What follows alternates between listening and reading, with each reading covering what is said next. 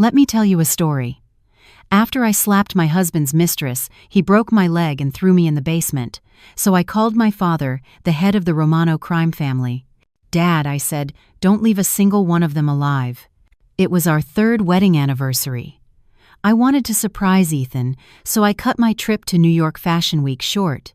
When I opened the door to our Greenwich mansion, the sharp click of my stilettos echoed on the imported Italian marble.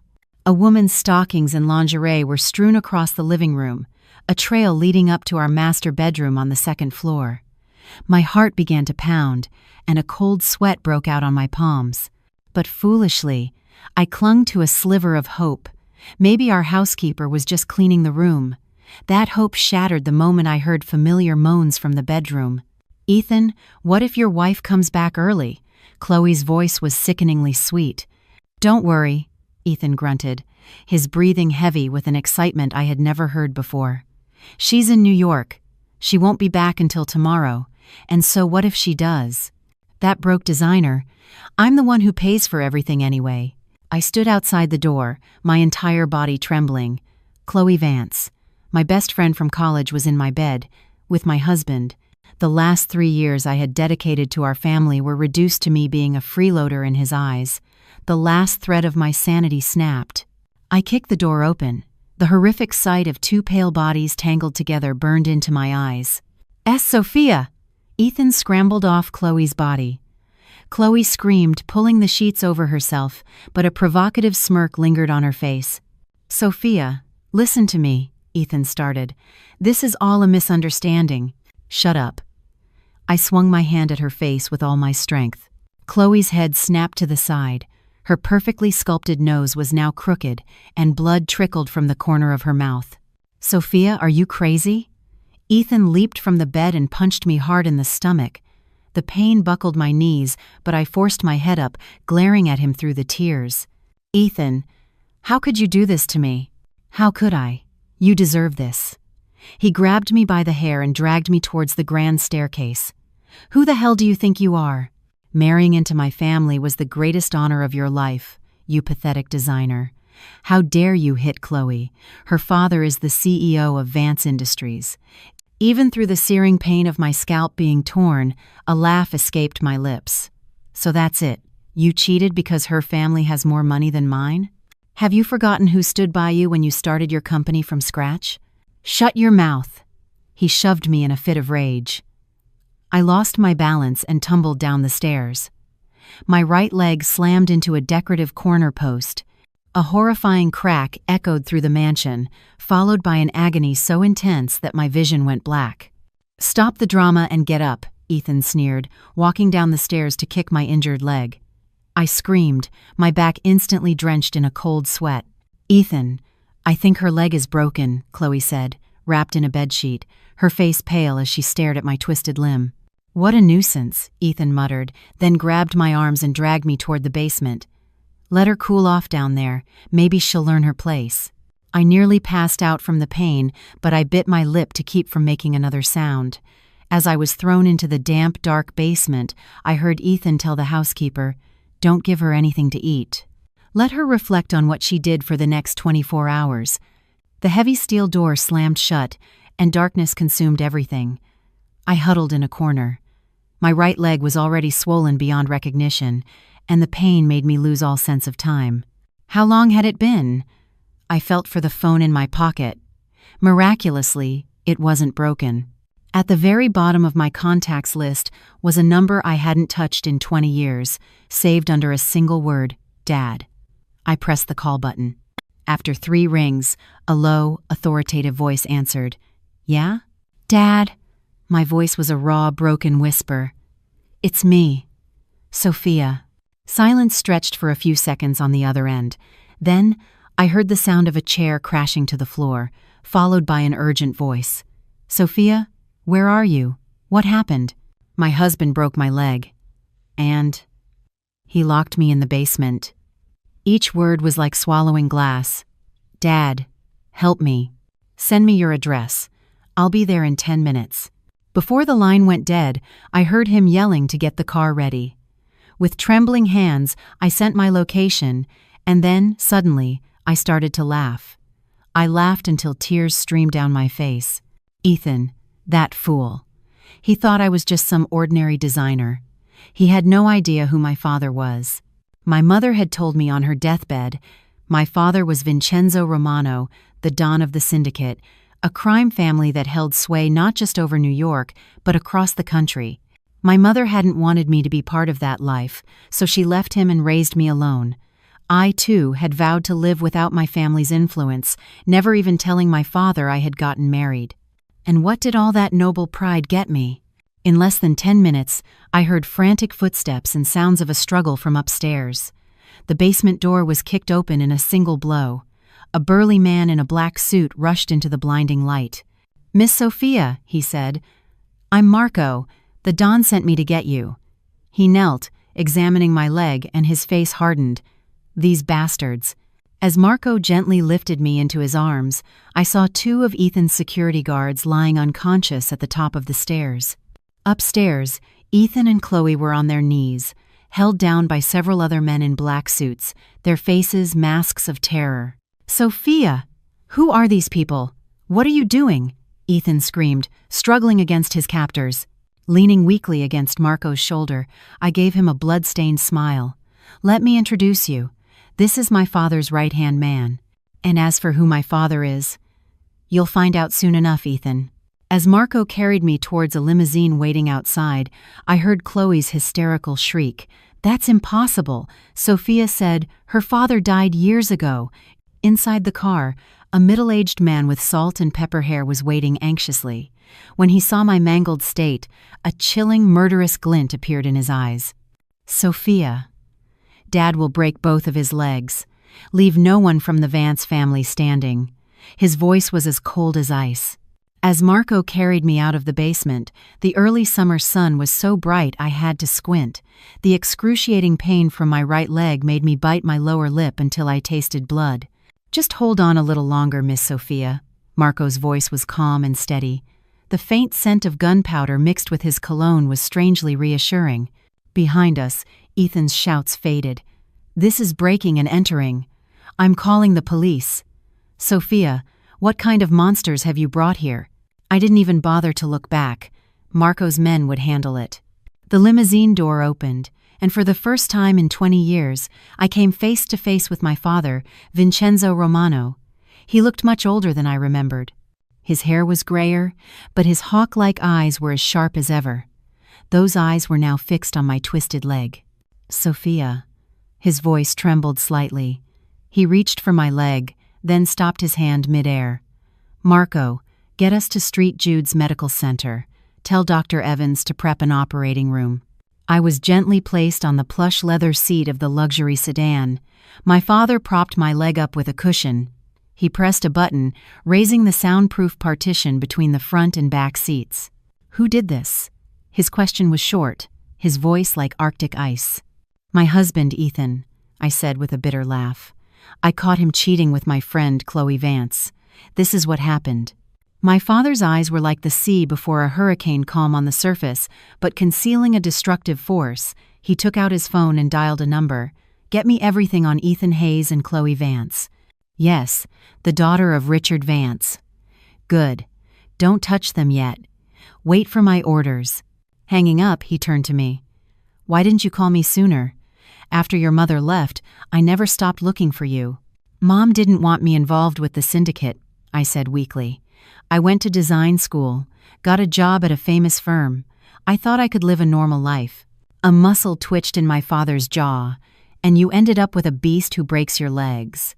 I couldn't say anything. The city skyline blurred past the window, just like the last 3 foolish years of my marriage. At the VIP entrance of St. Jude's, a team of doctors was already waiting. Dr. Evans, one of the top orthopedic surgeons in the country, personally pushed my gurney into the elevator. My father held my hand the entire way to the operating room. His hand was rough, but warm. The surgery was a success. When I woke up, I was in a hospital suite that looked like a 5-star hotel room. My right leg was in a cast, elevated by a sling. Outside the window, the glittering city lights stretched to the horizon. My father was sitting on the sofa by my bed, reading through a file. Under the lamplight, his profile looked exceptionally cold and hard. "Dad," I called out softly. He immediately put the file down and came to my side. "How are you feeling?" "Dr. Evans said the surgery went perfectly, but you'll be off your feet for at least 2 months." "Thank you." I hesitated for a moment, then asked, "Ethan and the others?" "Marco took care of it," he said, a ruthless glint in his eyes. "Your husband thought we were just some street thugs, screaming about pressing charges." I let out a laugh, then winced as the pain flared up. That fool Ethan, he had no idea who he had crossed. The syndicate wasn't just a gang, it was a shadow power that moved pieces in politics and business across the country. Even high-ranking government officials trod carefully around my father. "Sophia, I want to hear what you think," my father said softly, sitting beside me. "The syndicate's way, Ethan Hayes would be at the bottom of the Hudson River by now." I closed my eyes. I remembered the day I first met Ethan, 3 years ago. He was a young entrepreneur, just starting out. He waited outside my office for a month, begging me to design the logo for his new company. He said my designs had soul. He said he'd never met a woman as special as me. "I'm going to make him feel a pain worse than death," I said, my voice as cold as ice when I opened my eyes. The Hayes family may look like legitimate real estate developers, but they built their fortune on loan sharking and illegal demolitions. I'm going to make Ethan watch it all come crashing down, right before his eyes. Until there is nothing left, just like he did to me. A satisfied smile touched my father's lips. He pulled a thick file from his suit jacket. Perfect timing. "My people just found out the Hayes family is betting everything on a bid for the new East River development project. Their bid is full of inflated numbers." He flipped through the pages, pointing to one. "And what's more interesting is that your husband embezzled $3 million of company funds to launder at a casino in Atlantic City. He still hasn't filled that hole." I took the file. My heart started to race. This evidence alone was enough to send Ethan to prison, enough to make Hayes Construction's stock plummet. "Dad, I need time," I said, taking a deep breath. "I'm going to pretend to forgive him. I'll go back to that house and gather more evidence." "It's too dangerous," my father said, frowning. "Please," I insisted, taking his hand. "I need to destroy him with my own hands." After a long silence, my father finally nodded. "All right. But Marco will be by your side 24/7." He pressed the call button, and Marco, who had been waiting outside, entered the room. "From this day on, my life belongs to Miss Sophia," Marco said, kneeling on one knee and presenting me with a specially made satellite phone. "Miss Sophia, my direct line and the Dawn's emergency numbers are saved in here. If you're in any danger, press this red button. We'll be there in under 3 minutes." I took the phone. Its heavy weight felt like the key to a new life. A few days later, a terrified-looking Ethan appeared at my hospital room door. His suit was wrinkled, and dark circles hung under his eyes. He clearly hadn't slept in days. "Sophia," his voice trembled. He was holding a pathetic bouquet of carnations. I had no idea your father was Don Vincenzo Romano." I composed my face into a look of weary forgiveness. "It's my fault too, Ethan. I shouldn't have hit Chloe." Ethan rushed to my bedside as if I'd thrown him a lifeline. "Sophia, does this mean you forgive me? I must have been out of my mind. It was all Chloe's fault. She seduced me. I swear, it will never happen again." His clumsy acting made me want to throw up the soup I'd had for breakfast, but the play had to go on. "You've already gotten an earful from my father, haven't you? Let's just put this behind us," I said softly. "When I get out of here, we can start over. Okay?" Ethan nodded frantically, unable to hide his relief. He had no idea that as he held my hand with his phony sincerity, a hidden camera in the room was recording his every expression. On the day of my discharge, my father sent a motorcade of 10 black Mercedes to escort me back to the Hayes mansion. The spectacle was so over the top it made the local news. Ethan stood at the front door, his face pale as he watched Marco himself push my wheelchair inside. "If even a single scratch appears on Miss Sophia," Marco whispered in Ethan's ear, just loud enough for me to hear, "the Don said he wants to watch you get eaten alive by wild dogs." Ethan's legs trembled, and he looked like he was about to wet himself. Returning to the place I once called home felt disgusting. The bed in our bedroom was especially repulsive. Ethan had changed the sheets, but I could vividly picture him and Chloe writhing on it. "Sophia, you should rest. I have an urgent matter at the office," Ethan said, pouring me a glass of water before trying to make a quick exit. "Okay. Come home early," I said with a smile, watching him leave.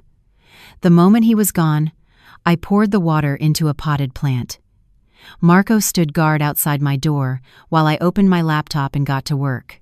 As Ethan's wife, I knew the passwords to all his devices. I logged into his cloud account and quickly found what I was looking for: hotel booking records for the last 6 months, bank transfer histories, and even a few videos that were hard to watch. "You animal," I muttered with a cold smile, saving the evidence. Just then, a new message popped up on his screen. It was from Chloe. "Ethan, thank God she believed you. I'll wait for you at our usual spot. I miss you like crazy, baby." I stared at the screen, then laughed out loud. "Ethan, you couldn't even wait 3 days. Perfect. This will make my revenge all the more satisfying." I picked up the satellite phone and called my father.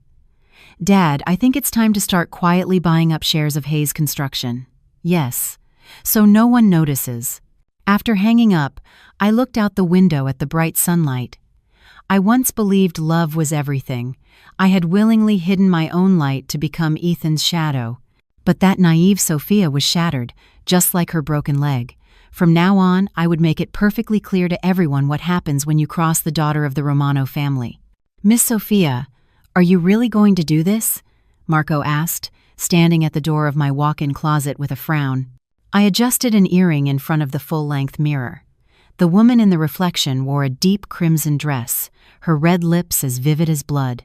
I had traded the cast on my right leg for an intricate metal brace, which peeked out from beneath the slit of my dress. "Of course," I said, turning to face him.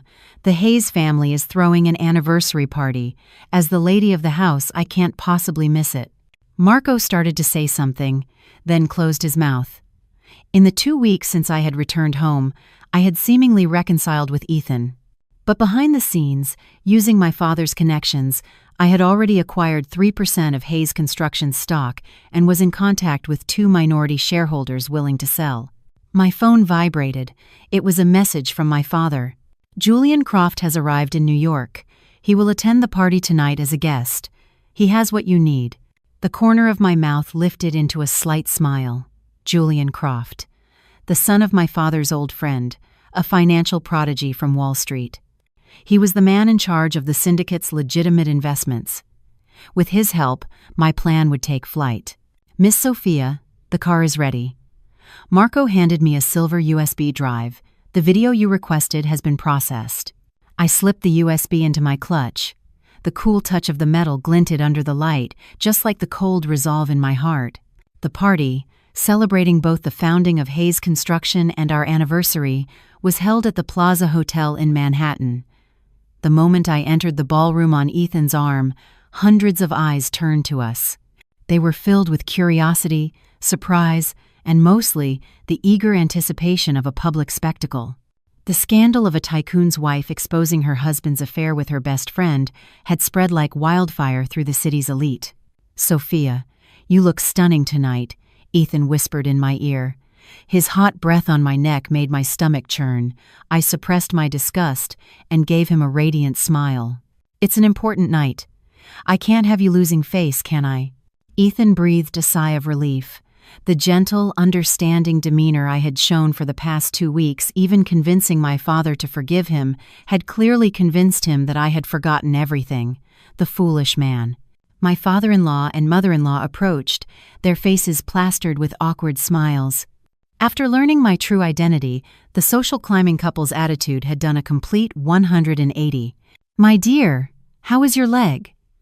My father-in-law, William Hayes, said, wringing his hands. "Ethan can be so thoughtless. We're so grateful for your understanding." I responded with a smile and scanned the room. I soon spotted Chloe Vance by the champagne tower. She was wearing a white lace dress that made her look like a cheap wedding cake. She shot me a look full of resentment. "I need to go say hello to an old friend," I said, releasing Ethan's arm and making my way towards Chloe, leaning on a cane. Chloe's face went pale, and she instinctively took a step back. "Chloe, it's been a while." My voice was just loud enough for a few people nearby to hear. "White suits you. You look just like the ghost you played in our college play." A few stifled laughs broke out around us. Chloe's face turned from white to a furious red. "Sophia, don't be so smug. Ethan is only with you because he's afraid of your father." I silenced her by placing my index finger on her lips. "Let's not spoil the mood on such an important night." I leaned in and whispered in her ear, for her alone to hear. "There's going to be a fun little show later. Make sure you keep your composure." Before she could react, I turned away gracefully and came face to face with Julian Croft, who had just entered the ballroom. He was dressed in a perfectly tailored navy suit, his eyes sharp as a hawk's behind gold-rimmed glasses. "Miss Romano, I've heard a great deal about you," he said, lightly kissing the back of my hand. "The Don speaks very highly of his daughter." "Mr. Croft," I smiled. "I was hoping we could speak for a moment after the party. It would be my honor." We parted with an unspoken agreement. As the party got into full swing, William Hayes took the stage to boast about the glorious achievements of Hayes Construction, conveniently omitting any mention of a $3 million hole in their finances. I sat at the head table, playing the part of the perfect wife, maintaining a graceful smile and occasionally straightening my husband's tie. "Finally, I want to thank my daughter-in-law, Sophia, for her understanding and grace," William suddenly announced. "Everyone makes mistakes when they're young. What's important is that the family remains strong. Now, let's all raise a glass to this lovely couple." Everyone raised their glasses. I lowered my head to hide the contempt in my eyes, then looked up with a warm smile. Ethan, seemingly moved, took my hand. "Sophia, I'll spend the rest of my life making it up to you." "You won't need a lifetime," I said softly. "You can start right now." Leaving him with a puzzled look, I took my cane and slowly walked up to the stage, taking the microphone from the MC. "Thank you all for attending our anniversary party despite your busy schedules." My voice was clear and steady. "As the wife in this family, I've prepared a special gift." I gestured towards the lighting booth. The ballroom lights dimmed, and a massive screen slowly descended from the ceiling. Ethan's face tensed, a sense of dread dawning on him. "No, Sophia, please don't." He tried to rush the stage to stop me, but Marco appeared behind him, his hand clamping down on Ethan's shoulder like a vice, holding him in place. "Enjoy the show, darling," I said, pressing a button on the remote. The high-definition screen lit up with a crystal-clear video of Ethan and Chloe, writhing on my marital bed, complete with graphic audio. A date stamp in the bottom right corner showed it was filmed while I was in the hospital with my broken leg. They couldn't even wait 3 days. The ballroom erupted into chaos. Chloe screamed and ran for the exit but was blocked by security. My father-in-law's face turned ashen, and my mother-in-law fainted on the spot. "But that's just the beginning," I announced, switching the screen. Bank statements and casino surveillance footage appeared. My husband embezzled $3 million of company money to gamble in Atlantic City, which caused the East River Development Project to stall, leaving hundreds of displaced residents on the streets. Finally, I played an audio recording of Ethan on the phone with the head of a demolition crew. "I don't care if 1 or 2 of them die. The important thing is that the site is cleared by tomorrow." The ballroom fell dead silent. I walked, step by step, towards the ashen-faced Ethan. "For 3 years of our marriage, I secured 7 major projects for you. My designs won awards and raised Hayes Construction's stock price by 30%. My voice was quiet but sharp as a razor. And what you gave me in return was betrayal, violence, and humiliation." Ethan's legs gave out, and he collapsed to his knees. "Sophia, I'm so sorry. I was wrong. But I forgive you." I suddenly raised my voice, turning to the stunned guests, "because I am just that loving of a wife." The room buzzed with confusion once more. My father-in-law, as if granted a pardon, scrambled onto the stage and snatched the microphone. "It's a misunderstanding. It's all a misunderstanding. As you can see, my daughter-in-law has forgiven my son. Now, everyone, please enjoy the party." I descended from the stage gracefully, walking through a sea of complicated stairs toward the corner where Julian Croft was waiting. He handed me a glass of champagne, his eyes behind his glasses, shining with admiration. A magnifique performance. It's just the beginning, I said, taking a sip. Did you bring the files? Julian produced a folder from his briefcase. The complete shareholding structure of Hayes Construction and their real financial statements from the last 3 years. They're much more interesting than what's been made public. I opened the folder. My pupils contracted. The company's actual debt was more than 3 times the reported amount, and a massive sum of money had vanished through a series of shell corporations. This is more than enough for a short sale. More than enough. Julian smiled. I've already contacted 3 firms that specialize in short selling. They're just waiting for your signal. The party continued in a bizarre atmosphere. Ethan followed me around like a kicked dog, endlessly begging for my forgiveness. I maintained a dignified smile the entire time, looking for all the world like a gracious wife embracing her wayward husband. My dear William Hayes pulled me aside, wiping the sweat from his brow. The board of directors. Don't worry, father, I said, affectionately taking his arm. I've already told my father to halt his purchase of Hayes Construction stock. We're family after all. He let out a long sigh of relief. He had no idea that I already owned 5% of the company through an offshore corporation. With the 8% I was set to acquire from the 2 minority shareholders, I was already the 4th largest shareholder in Hayes Construction. After the party, Julian drove me back to the Greenwich mansion. Marco sat in the passenger seat, ever vigilant. Hayes Construction stock will plummet next week, Julian analyzed. The combination of the scandal you exposed tonight and the pressure from our short sellers will send it into a nosedive for at least 3 consecutive trading days. Good, I said, watching the city lights flash by. When it hits rock bottom, we'll buy up everything. When the car stopped in front of the mansion, Julian suddenly asked, "Did you really forgive him?" I smiled wryly and pointed to my right leg, still in its brace. "Mr. Croft, do you believe in loving your enemy?" "No." "Funny," I said. "Neither do I." Inside the mansion, Ethan was on his knees in the living room, crying like a child. Looking down at him, I found the situation endlessly amusing. This was the man I once loved? This cowardly, despicable, spineless piece of trash. "Sophia, I was wrong. I was so wrong," he sobbed, grabbing my leg and smearing tears and snot on my expensive dress. I stroked his hair gently, as if patting a dog. "Ethan, let's start over." He looked up, a glimmer of hope in his eyes. "But," I continued, "I need to see that you're sincere. I hear Chloe's father is also bidding on that new North Shore development project." Ethan immediately understood. "I'll cut all ties with the Vance family tomorrow. I promise." "Good boy," I said, patting his cheek a couple of times. "Now go to bed, you have work tomorrow." After Ethan scurried upstairs, thanking me 1,000 times, I went into his study and locked the door. I called my father. "Dad, it's time to start the next phase." "Yes, I need the evidence on the Vance family's smuggling operation." After the call, I turned on my computer and re-watched the video from the party, pausing on the frame where Ethan was kneeling and begging for forgiveness. I casually hit the delete key. "This is just the beginning, my dear husband. You're about to learn that losing everything is a far greater pain than any physical wound."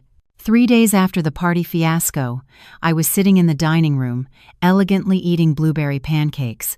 My leg brace had been replaced with a much lighter model.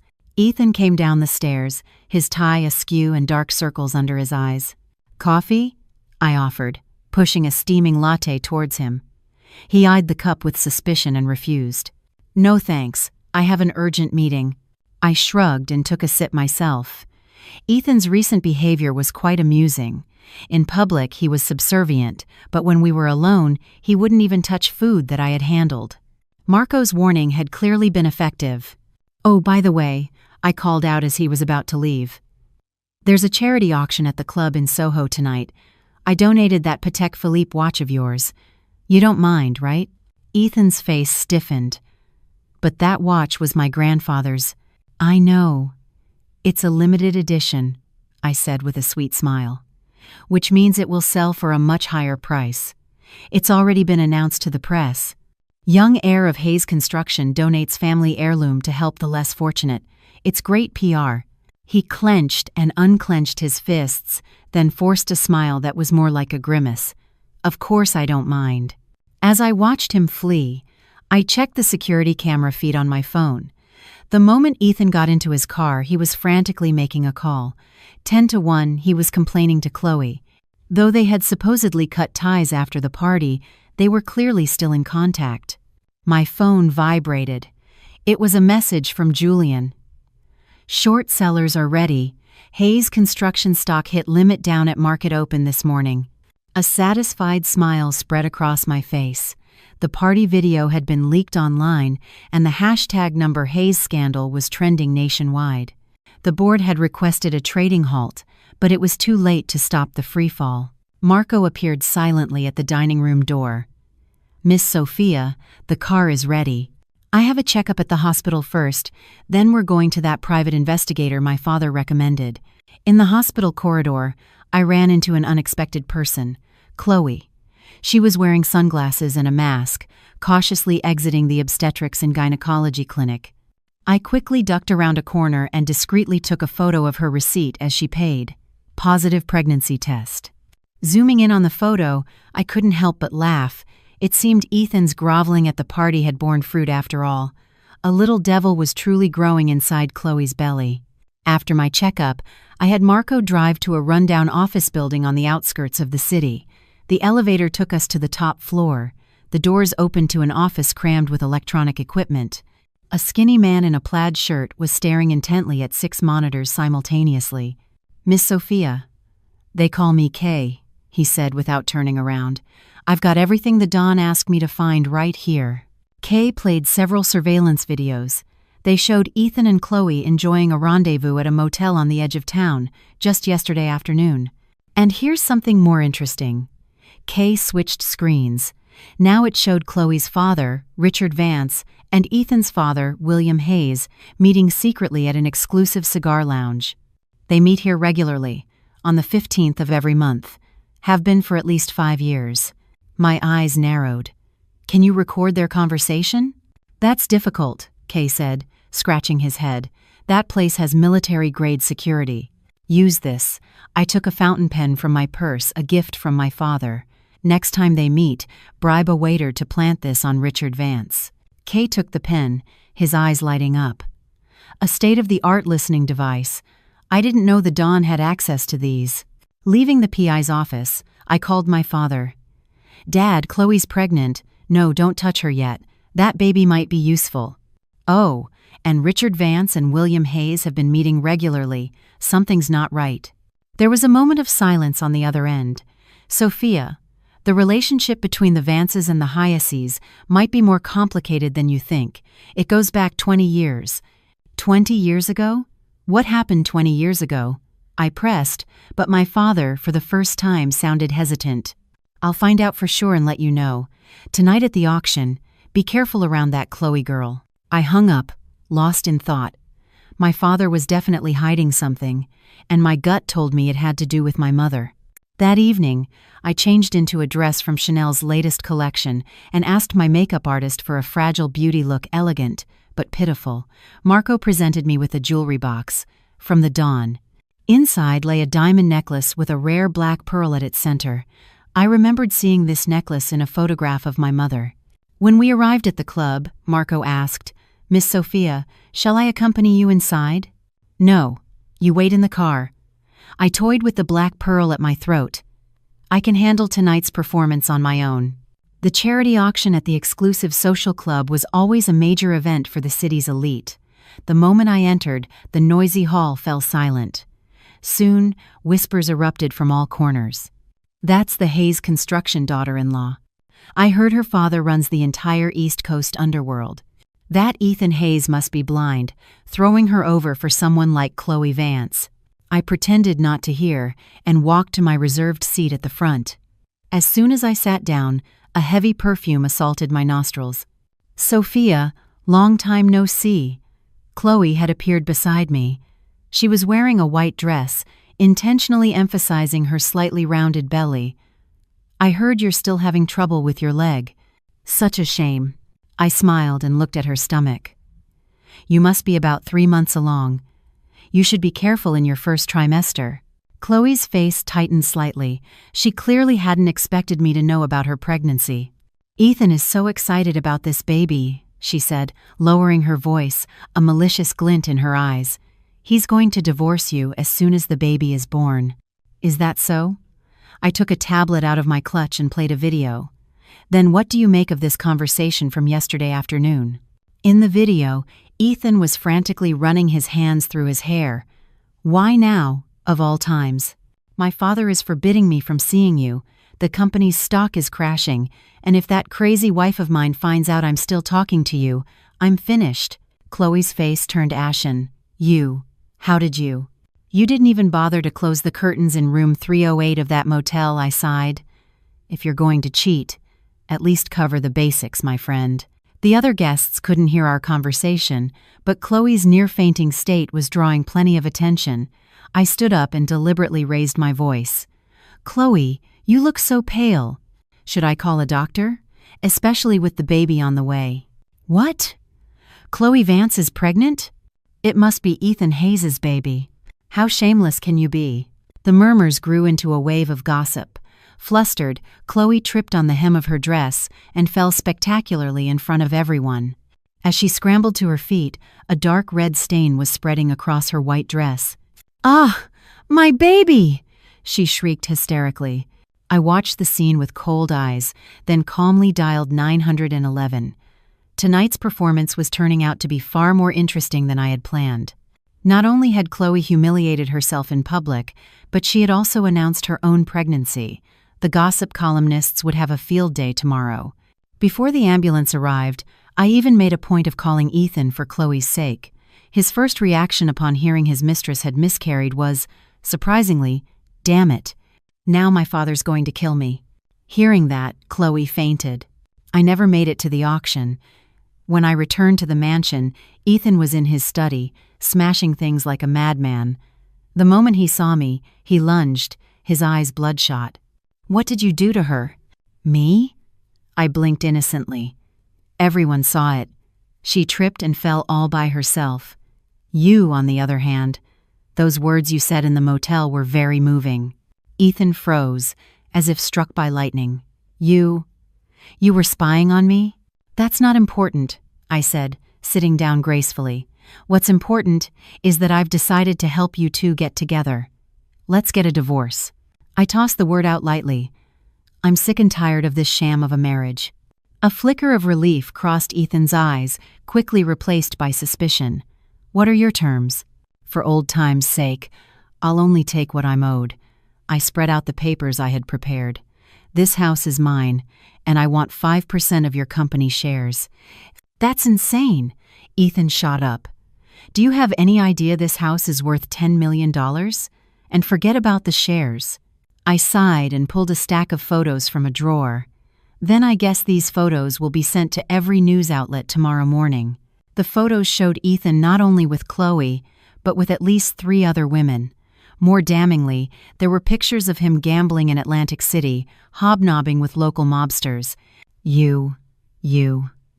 Ethan's face turned a deathly gray. "I'll give you 3 days. Think it over," I said, collecting the photos. "Oh, and by the way, Chloe may have lost the baby, but I'm sure your father is relieved. He hates the Vance family, doesn't he?" Ethan's head snapped up. "How do you know my father hates the Vances?" "A lucky guess," I smiled. "Why else would he forbid you from seeing Chloe?" Ethan stared at me with suspicion, then stormed out of the room. I immediately called Kay, the investigator. "I need you to dig into the relationship between William Hayes and Richard Vance. Focus on 20 years ago."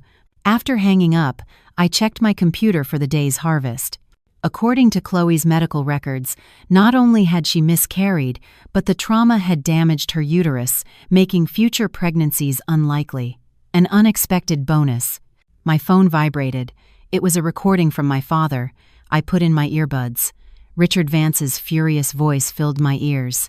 "William, have you forgotten what happened 20 years ago? If I hadn't taken care of that body for you..." The recording cut off abruptly, but it was enough to send a chill down my spine. William was my father-in-law. The word body made my blood run cold. A text from my father arrived a moment later. "Sophia, come see me tomorrow.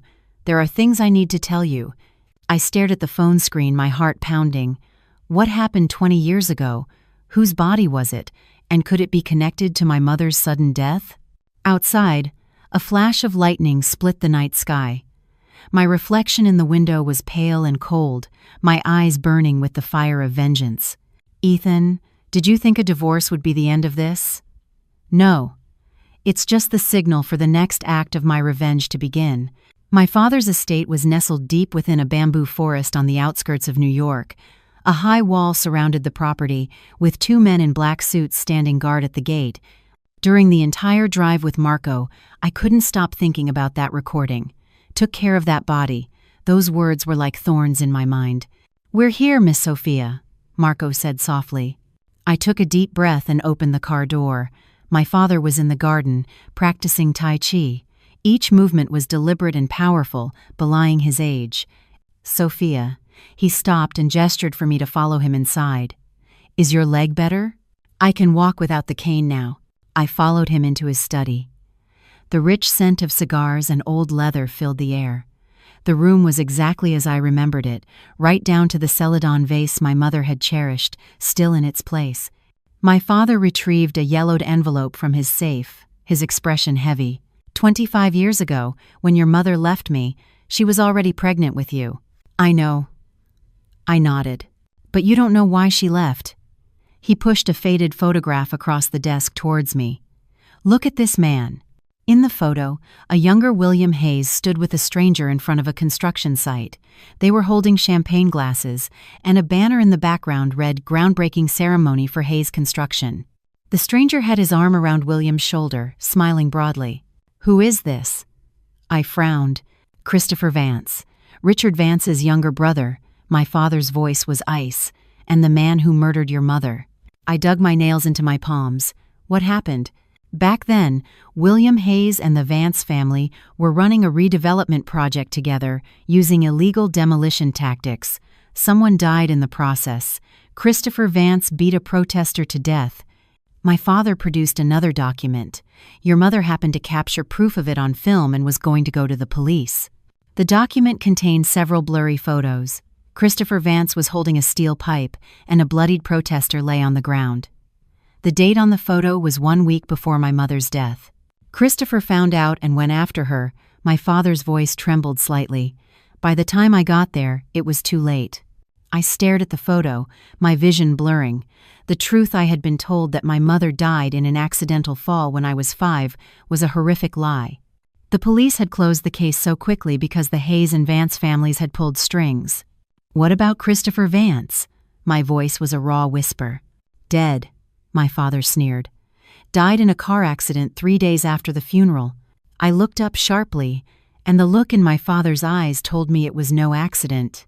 "William Hayes and Richard Vance covered everything up," my father said, gathering the documents.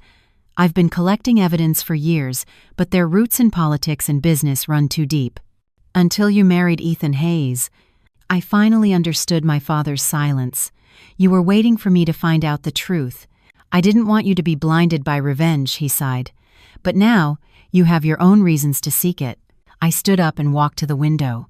The bamboo forest swayed in the wind, sounding like the whispers of 1,000 ghosts. My gentle mother, who had taught me to paint, had met such a brutal end. "Dad, they have to pay the price in blood," I said, turning back to him, my voice strangely calm. "Not just Ethan, but the entire Hayes and Vance families." A look of satisfaction crossed my father's eyes. "Do you have a plan?" "First, we need to make them turn on each other." I opened my phone to a report Julian had just sent. The defective steel rebar used in the Hayes Construction East River project was supplied by a shell company controlled by Richard Vance. My father's eyes gleamed. "You're trying to drive a wedge between them?" "The media is already prepped," I said, glancing at my watch. "In an hour, the news about the East River project's potential collapse will be front-page financial news." My father poured me a glass of whiskey. "As for Richard Vance, I've already tipped off customs about his smuggling containers. They're making their move tonight." Our glasses clinked. In that moment, I was truly my father's daughter. no longer the foolish woman who cried within the confines of her marriage. As I was leaving the estate, Marco handed me a file. Miss Sophia, Kay found these internal documents from Hayes Construction. I skimmed through the confidential files, a smile playing on my lips. Ethan's embezzlement was far worse than I had thought. He hadn't just lost money gambling, he had forged board meeting minutes to secretly mortgage the company's core assets. Marco, change of plans. Take me to the Hayes Construction headquarters, I said suddenly. It's time to pay my dear husband a visit. In the top-floor boardroom of the Hayes Construction building, an emergency board meeting was underway. Through a secretary loyal to my father, I was getting a live feed of the meeting. The East River collapse is an accident. The media is exaggerating. I could hear Ethan's frantic voice through my earpiece. The most urgent thing now is to stabilize the stock price. Mr. Hayes, the problem isn't just the media, came an older man's voice. It was Mr. Chen, a veteran board member. The safety inspection report just came in. All the materials failed. The supplier is an affiliate of Vance Industries. How do you explain that? I had no knowledge of this, Ethan stammered. That was the procurement department's. And your cousin runs the procurement department, doesn't he? Mr. Chen said coldly. The board is demanding a full audit, including the whereabouts of that $3 million you spent. I heard the sound of a glass shattering, followed by Ethan's furious shout. I took out my earpiece and happily rode the elevator to the top floor.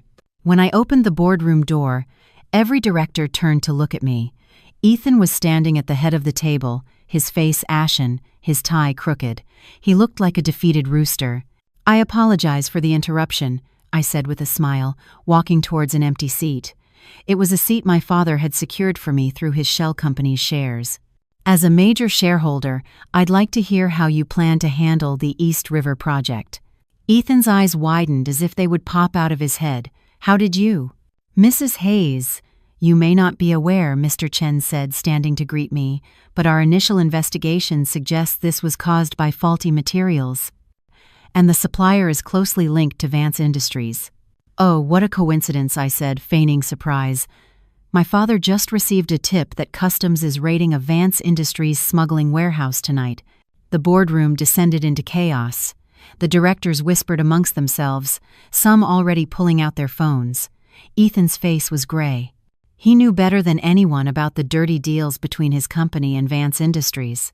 Gentlemen, I raised my voice, I propose we form an independent investigation committee to thoroughly examine all transactions between our company and Vance Industries.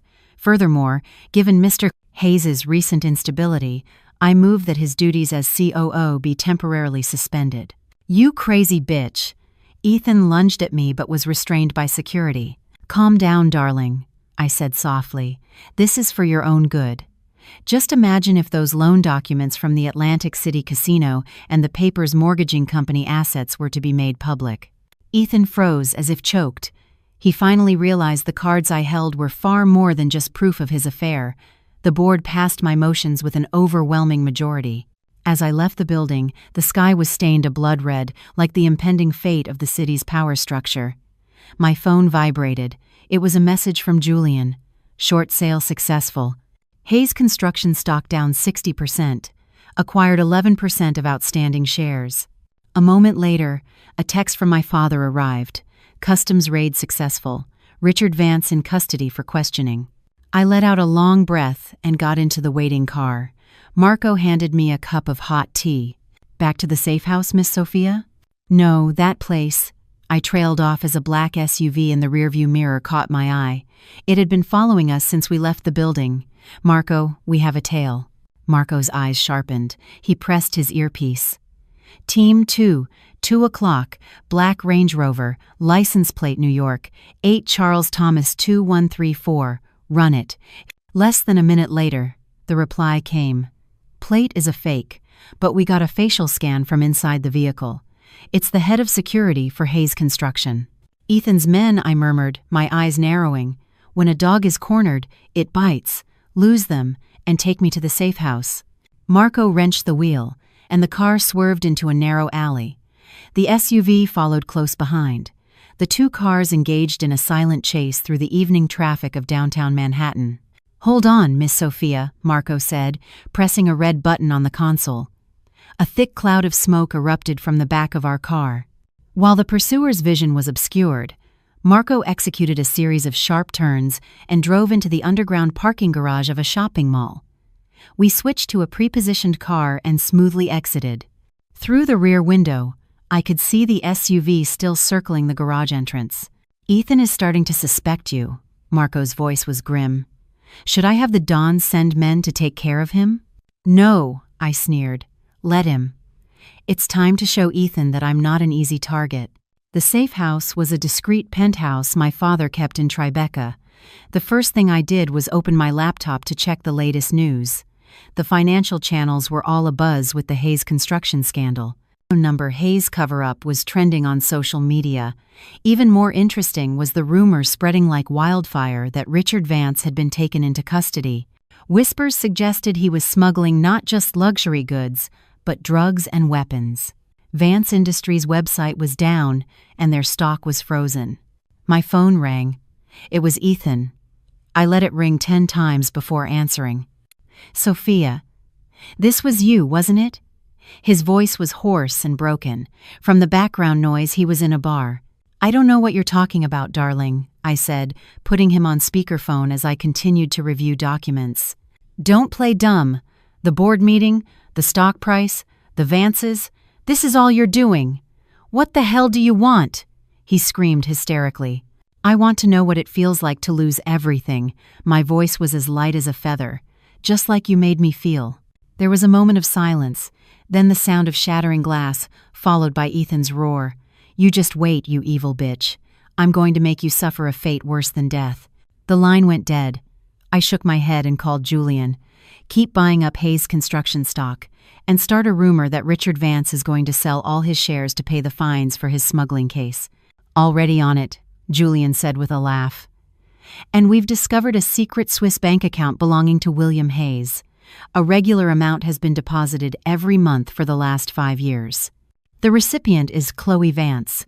This unexpected information made me raise an eyebrow. My father-in-law was sending Chloe money every month? Why? "Check the memo line on those transfers," I said, "and prepare for the next phase. We're going to send William Hayes a very big birthday present." Hanging up, I walked to the window. The night was inky black, but in the distance, the lights of the Hayes construction building still shone brightly. But by tomorrow's sunrise, the owner of that building might change. "Ethan, did you think breaking my leg would be the end of it?" "No. I'm going to break the very backbone of your entire family." The night before William Hayes' 60th birthday party, I was in my dressing room, trying on a champagne-colored gown that beautifully accentuated my waist. The scar on my right leg was now just a faint line. Marco knocked and entered, holding a velvet jewelry box. "From the Dawn. He said it would go well with your dress tomorrow." Inside was a diamond necklace. At its center was a rare red diamond, glowing like a drop of blood. I recognized this gem. It was my mother's favorite. "Where is my father?" I touched the red diamond. It was cold as ice. "He is waiting for you in the study. Mr. Croft is also there." I threw on a robe and walked barefoot to the study. When I opened the door, my father and Julian were discussing something over a set of architectural blueprints. Julian was in a crisp suit, his eyes sharp behind his gold-rimmed glasses. He gave a slight nod as I entered. "Miss Romano." "Sophia, come look at this." My father called me over. The blueprints were for the East River project. But instead of the luxury condos they had advertised, the actual plan showed a densely packed complex of small apartments. The floor area ratio far exceeded regulations, and the green space was cut in half. "So William was deceiving the city," I said. Julian pointed to a seal in the corner of the blueprint. "This is the final version, and construction has already begun. If this gets out, the entire project will be issued a demolition order. Hayes Construction stands to lose at least $2 billion. My father handed me a USB drive. "Your birthday gift for tomorrow is ready. But there's something even more interesting." I plugged the USB into my computer. Bank statements filled the screen. From William's Swiss account, over $100,000 had been transferred to Chloe Vance every month, consistently for the past 3 years.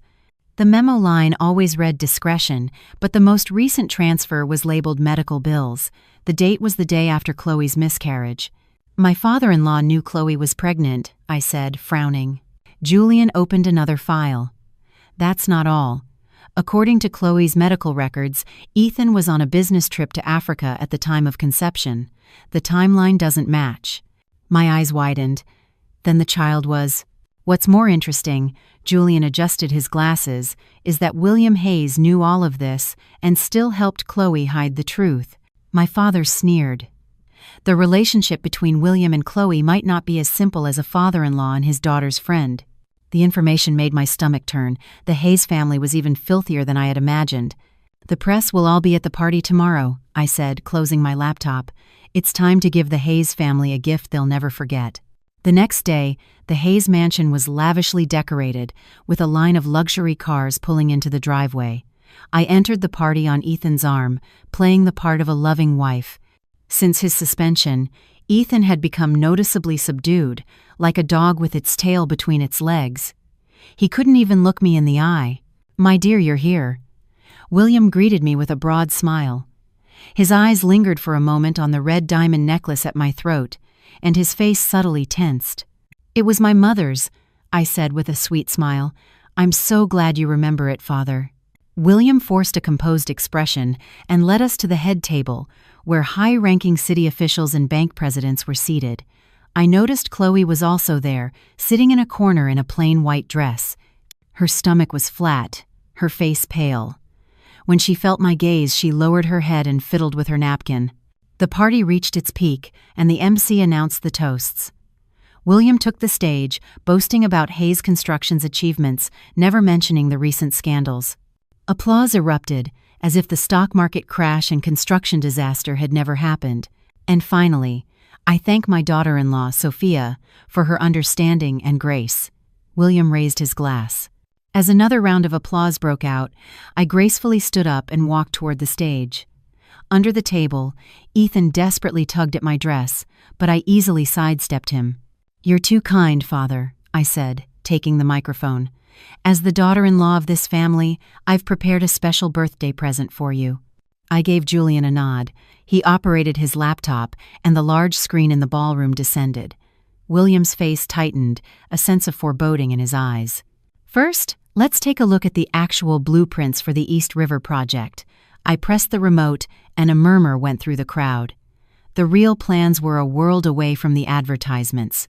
Several city officials paled on the spot. "Mr. Hayes, what is the meaning of this?" shouted the director of city planning, leaping to his feet. "It's a misunderstanding. All a misunderstanding." William rushed the stage to grab the microphone, but I quickly moved on to the next slide. Next, we have the transaction history of Mr. William Hayes's Swiss bank account. For the past 3 years, you've transferred over $100,000 a month to Miss Chloe Vance. The ballroom fell dead silent as the clear bank records appeared on the screen. Chloe screamed and ran for the exit but was stopped by security. And finally, my voice suddenly turned sharp, Miss Chloe Vance's pregnancy diagnosis. If you calculate the date of conception, my husband was on a business trip in Africa. "That's a lie!" Ethan shot up from his seat. "I also have the DNA test results right here," I said calmly, displaying the final slide. "Darling, the results say the child was my child." The ballroom exploded as if a bomb had gone off. Ethan, like an enraged lion, tried to rush the stage but was restrained by Marco. William, his face ashen, dropped his champagne glass. "But there's something even more interesting," I said, playing an audio file. In the recording, William was telling Chloe, "You have the baby. We'll make Ethan accept it as his own. The Hayes family needs this child to secure the Vance inheritance."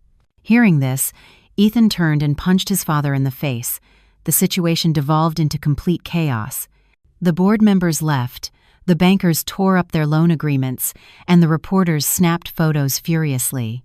I descended from the stage gracefully, walking out of the ballroom through a sea of shocked and awestruck stares. Behind me, I could hear Ethan's roars and William's sobs. Chloe had collapsed on the floor, but no one paid her any mind. As I got into the waiting car, I let out a long breath. "Where to, Miss Sophia?" Marco asked. To the hospital. I want to see something for myself. I looked at my phone. The post-miscarriage medical report for Chloe had just arrived.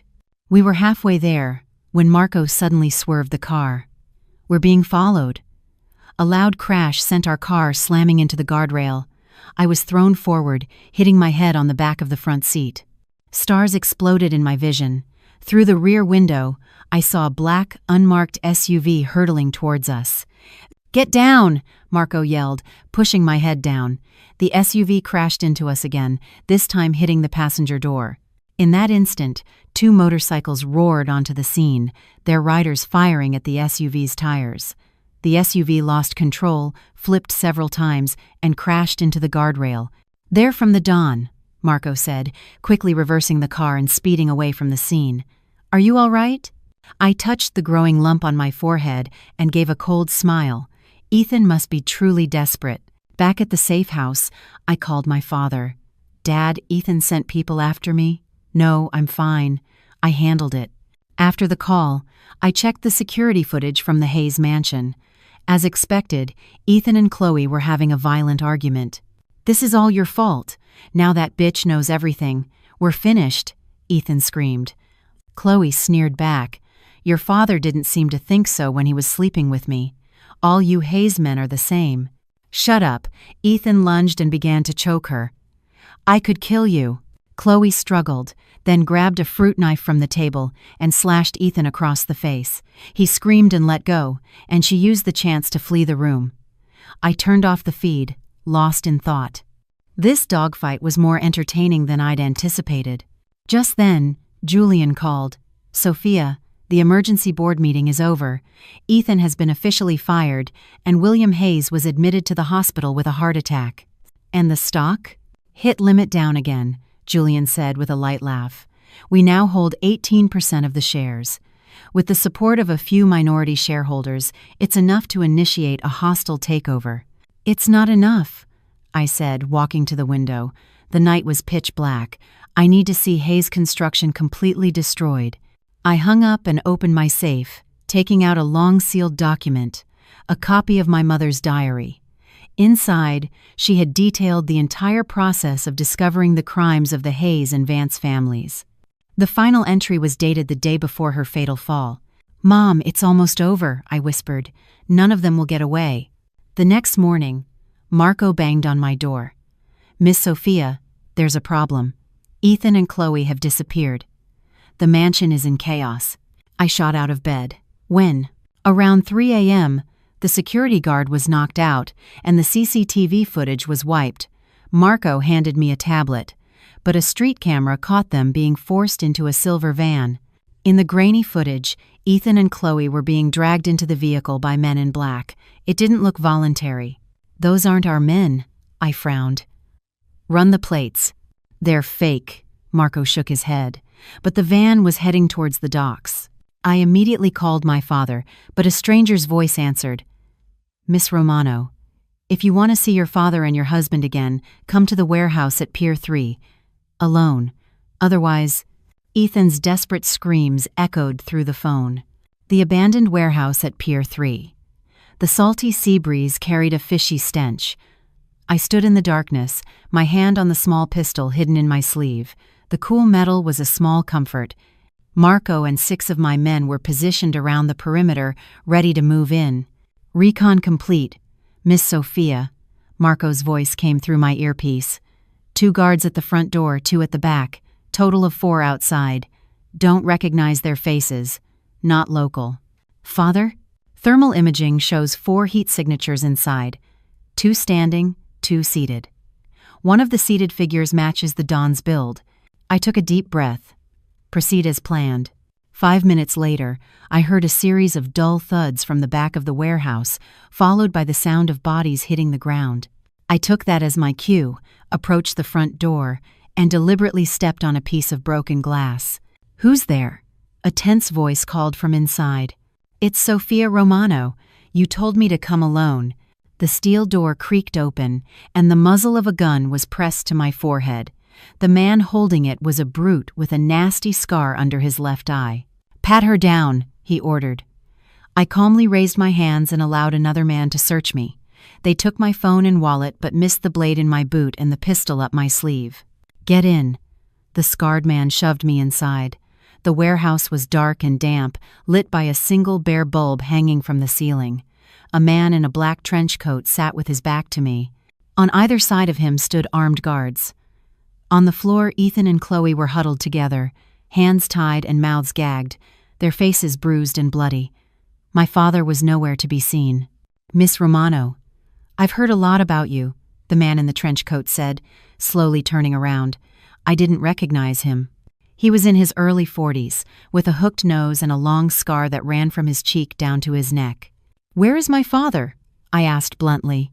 The man grinned, revealing yellowed teeth. "Don Romano is perfectly safe. Relax. I brought you here to make a deal." "What kind of deal?" "The territories left behind by the Hayes and Vance families," he said, expertly flipping a butterfly knife between his fingers.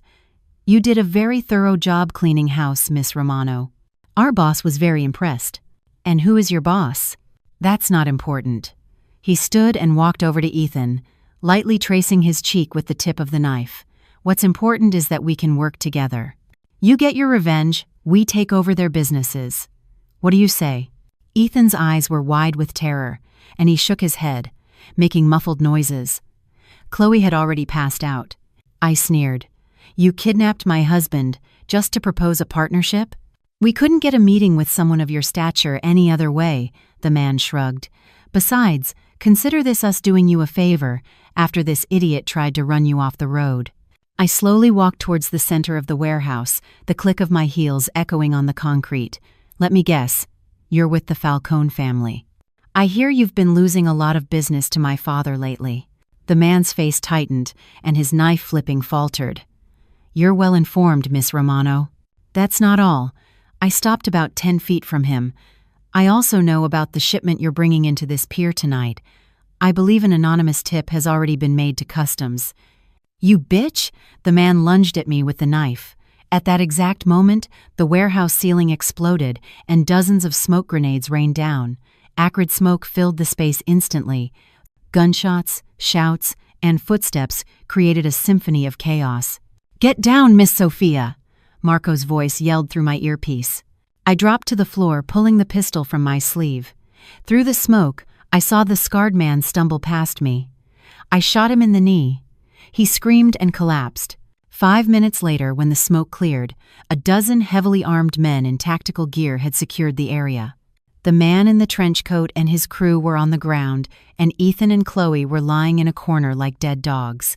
"The Don will be here shortly," Marco said, brushing the dust off my clothes. "Are you all right?" "I'm fine." I walked over to Ethan and ripped the gag from his mouth. "Darling, your new friends don't seem very reliable. Sophia, please, save me. They were going to kill me," Ethan begged, tears and snot running down his face. What a shame they failed. I stood and turned to Marco. "Take these men to the police station. The charges are kidnapping and attempted murder." "Attempted murder?" Marco looked puzzled. I pointed to a security camera in the corner of the warehouse. "I have them on tape confessing to everything, including admitting they planned my car accident yesterday." Hearing this, Ethan suddenly screamed, "Sophia, you she-devil, this was all your setup." Marco kicked him silent. I shook my head and called my father. "Dad, it's handled. The Falcons tried to make a move. Yes, customs has been notified. I'll wait for you." I hung up and walked outside.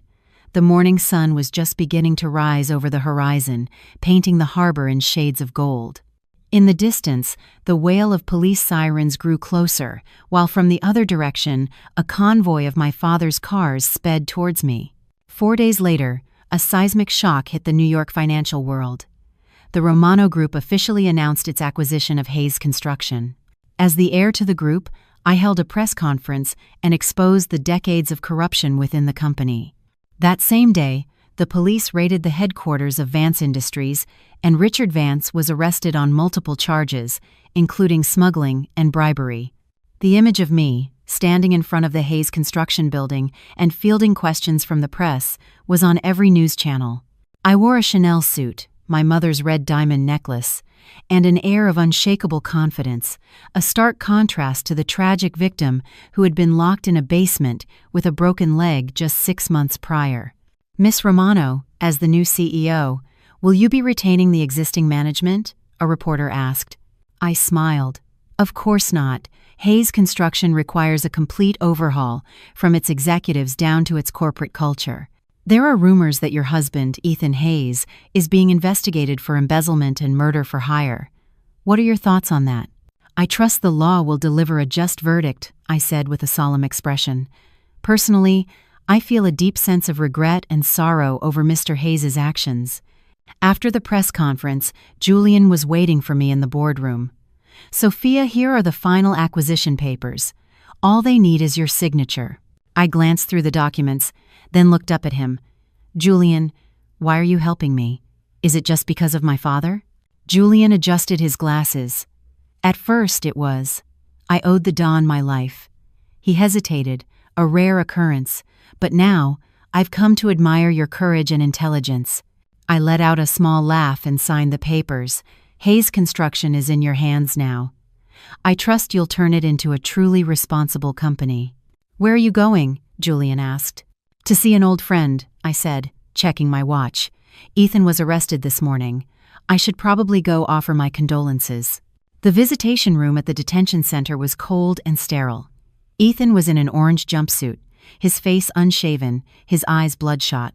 The moment he saw me, he lunged at the bulletproof glass, only to be restrained by a guard. "Sophia, you devil!" he screamed, pounding on the glass. I calmly picked up the receiver. "Ethan, your charges are embezzlement, fraud, and murder for hire. All told, you're looking at a minimum of 20 years. Oh, and by the way, Chloe has already turned state's witness. She submitted evidence proving you conspired with her father to murder those protesters." Ethan's face went white. "Lies. That was all Richard Vance, that old bastard." "Really?" I took out a small recorder and pressed play. Ethan's own voice came out, crisp and clear. "Get a few guys to rough up the protest leaders. I don't care if they end up dead." "It's a fake! That recording is doctored," he screamed hysterically. "I don't think the judge will see it that way." And about the baby Chloe lost, the DNA results came back. It wasn't my child. Ethan stood there, stunned, as if struck by lightning. "Then whose was it?" "Your father's," I said, delivering the final, cruel blow. Chloe confessed everything. Ethan collapsed into his chair, looking like his soul had left his body. "And one last thing," I said. "Hayes Construction is mine now. All the shares in your name and your father's have been liquidated to cover the embezzled funds and pay damages to the victims." The sun was blindingly bright when I left the detention center. Marco was waiting by the car. "Miss Sophia, the Don requests your presence at the estate. He says there is an important matter to discuss." "All right." I got into the car. In just 6 months, I had gone from a victim of domestic abuse to the heir of a multi-billion-dollar organization. The thrill of revenge was slowly fading, replaced by a sense of emptiness. "Are you watching, Mom? The people who hurt you have all paid the price." My phone vibrated. It was a message from Julian. "News just in. Richard Vance died in prison from a heart attack. Autopsy found traces of a slow-acting poison in his system." I stared at the screen and slowly smiled. My father had planned for everything. "Marco, tell my father I'll join him for dinner tonight, and contact the bank in Zurich. I need to arrange for my mother's necklace to be stored in their vault." "Yes, Miss Sophia." Outside the window, the city skyline glowed under the setting Sunday. My era was just beginning. 3 months after Ethan was sent to prison and the company was renamed Romano International, I stood in the top-floor office, a glass of whiskey in my hand, looking out over the glittering panorama of New York City. I came here almost every night, but it still didn't feel real. "Miss Romano, here is today's financial report," Julian said, entering and placing a file on my desk.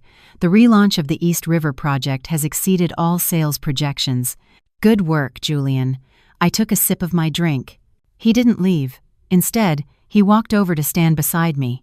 "You haven't attended a single meeting in a week. The board is concerned." "What are they worried about? That I'll run off with the money?" I scoffed. They're worried about you. Julian's voice was uncharacteristically gentle. Many people fall into a void after their revenge is complete. I finally turned to look at him. He wasn't wearing his glasses. There were dark circles under his eyes, and his tie was loose. It was a far cry from his usual polished image. You look like you're the one who needs a break. Care for a drink? He hesitated, then nodded. We drank in silence. Why did you help me? I asked suddenly. Was it really just because of my father? Julian swirled the amber liquid in his glass. Initially, yes. I owed the Don my life. He looked up, his gaze intense. But now, it is because I respect the woman you have become, Sophia. My heart skipped a beat. I instinctively looked away. Don't joke like that. I'm not joking. Julian put down his glass and took a small box from his jacket pocket. This is something your mother entrusted to my father. It's time it was returned to its rightful owner. I opened the box. Inside was an exquisite pearl brooch, clearly a matching piece to my mother's black pearl necklace. My father told me that 20 years ago, after that fire, your mother saved your father's life. This brooch was the only thing she left behind. Fire? What fire? The Don didn't tell you? 20 years ago, a chemical plant owned by Richard Vance exploded, devastating 3 nearby neighborhoods. The glass in my hand suddenly felt very heavy. My mother had died right after that incident. I need to see my mother's diary. I put down my glass and grabbed my coat. Wait, Julian stopped me. I also found out the real reason William was sending Chloe money. The money wasn't for her, it was for Richard Vance. William was paying him hush money to cover up their shared role in your mother's murder 20 years ago. The USB he handed me felt cold in my hand. 20 years ago again, the darkest period of my life. I need to see my father tomorrow. I need to ask him everything. In the dusty attic of my father's estate, I found my mother's brown leather diary. May 3rd, 1998. I got the definitive proof on film. Christopher Vance beating a protester to death at the construction site. I have to go to the police tomorrow. May 4th. William Hayes came to see me, offered to buy the film for a high price. I refused. The look in his eyes as he left was terrifying. I think he's having me followed. I've made copies of the film and hidden them in this diary. The entry stopped there. The last page was torn out. I rummaged through the box and found a piece of a torn photograph. It showed my mother, William Hayes, and Christopher Vance in front of a sign that read Vance Chemicals. On the back was a small inscription, Vance Chemicals Shareholders Meeting, February 1997. And a name, Eleanor Dawson. My mother's surname was Davis. My father's was Romano. Who was Eleanor? Could my mother have been a shareholder? Just then, Marco called. Miss Sophia, the Don has been hospitalized. It's a heart attack. In the hospital corridor, the red light above the operating room door stayed lit. It had been 3 hours since my father went in. What happened? I don't know. He was meeting with the heads of the Falcone family when he suddenly collapsed, one of the old capos told me. Miss Sophia, there is something the Don has hidden from you. That fire 20 years ago, it was meant for him. Christopher Vance was trying to eliminate a competitor and collect the insurance money. The operating room doors opened. The surgeon emerged. We've stabilized him, but he has 6 months at most.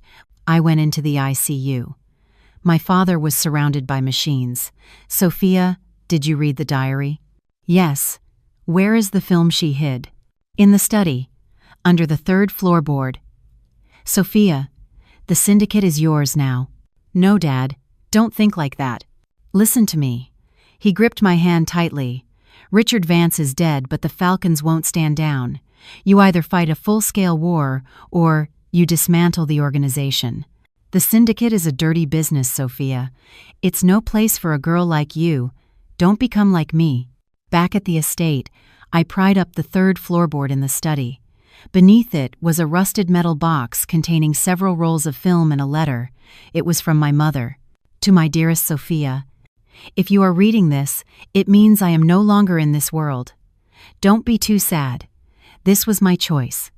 Revenge does not bring peace, my love. Only justice can. Forever loving you, Mom. I sank to the floor, sobbing. A message from Julian arrived. I found it. Your mother's death wasn't a fall. She was strangled and then thrown from the roof. The next morning, I summoned the organization's capos to my office. You all know my father's condition. I want to hear your thoughts on the future of the family. One of the oldest, a man named Sal, spoke up. By the rules, you are the heir, Miss Sophia. But we are in a time of crisis, with the Falcons watching our every move. We need a strong leader. You're saying I'm not strong enough? No disrespect, miss, but this business is different from the corporate world. I see. I pressed a button on my desk. Marco and a team of armed guards entered. Gentlemen, you have 3 choices. 1. Help me transition the syndicate into a legitimate security and investment firm. 2. Take a generous retirement package and walk away. 3. I pulled out a thick binder. Turn yourselves in to the police. I have a detailed record of every one of your accomplishments right here. In the end, most of the old guard chose retirement. Sal, furious, stormed out, vowing to join the Falcons. Marco put a tail on Sal and arranged a meeting with the head of the Falcone family. That afternoon, Julian and I visited the completed East River project site.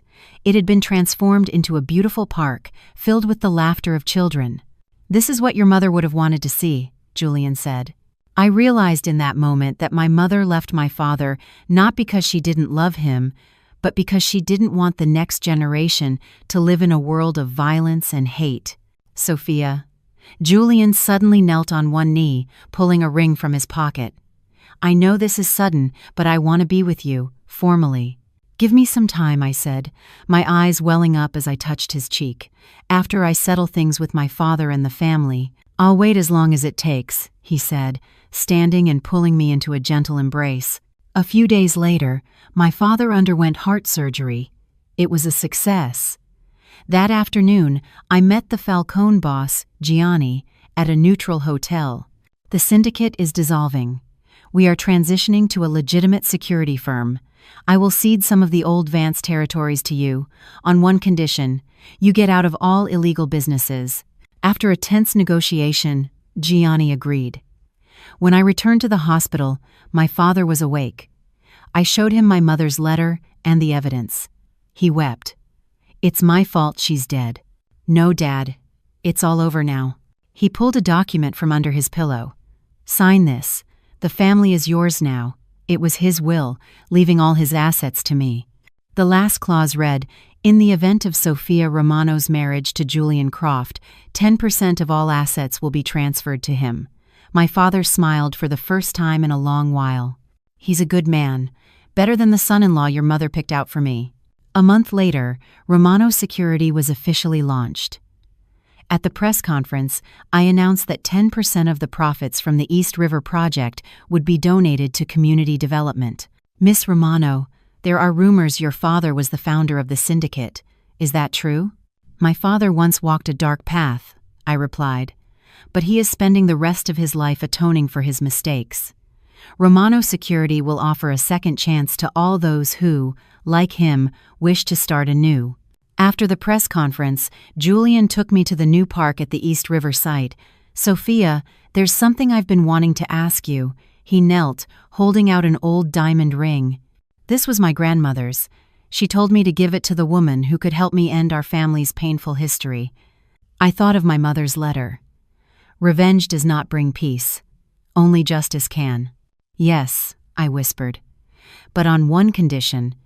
I want to turn the top floor of the Romano International building into a children's library named after my mother.